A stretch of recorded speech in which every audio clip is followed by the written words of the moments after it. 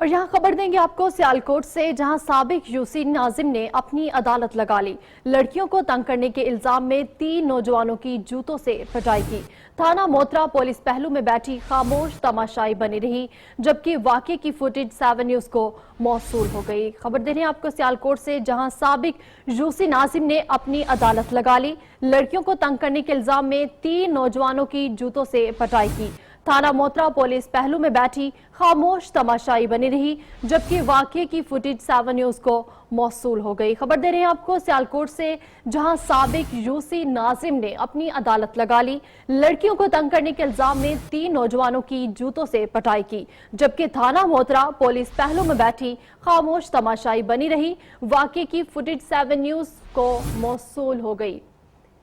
Bureau chief میاں ندیم ہمارے ساتھ موجود ہیں، ان سے مزید اس واقعے کے حوالے سے تفصیلات جان لیتے ہیں۔ جی میاں ندیم، بتائیے گا، سابق یوسی ناظم نے اپنی عدالت لگا لی، اس حوالے سے مزید آگاہ کیجیے گا۔ ہاں جی بالکل، یہ سابق ناظم نے جو ہے نا وڈیرہ اعظم کو جو ہے کی یاد جو ہے تازہ کر دی ہے۔ جام کا چیمہ کے سابق ناظم نے نکے تھاندار کی موجودگی میں نوجوان کو جو ہے نا تشدد کا نشانہ بنا ڈالا ہے۔ تشدد کا نشانہ بناتے ہوئے جو ہے نا وہ ویڈیو بھی بناتے رہے، اور ویڈیو میں دیکھا جاتا ہے تھانہ موترے میں تعینات ASI کی موجودگی میں 3 نوجوانوں کو کیسے وڈیرہ جو ہے نا وہ تشدد کر رہے ہیں، اور پولیس اہلکار بھی ان کے ساتھ جو ہے نا وہ مل کر جو ہے نا تشدد کا نشانہ بنا رہے ہیں۔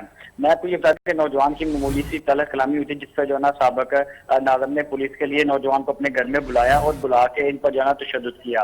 جو 7 نیوز کو فوٹیج موصول ہوئی ہے، فوٹیج میں واضح طور پر دیکھا جاتا ہے کہ وڈیرے جو ہے نا وہ جوتوں سے تشدد کر رہے ہیں۔ اس کے بعد جو پولیس اہلکار جو تھانہ موترا میں تعینات ہے، وہ بھی جو ہے نا وہ اپنا وہ جو غصہ گرم ہے وہ بھی اس پہ اتارا ہے، اور انہیں تشدد کا نشانہ بنا رہے ہیں۔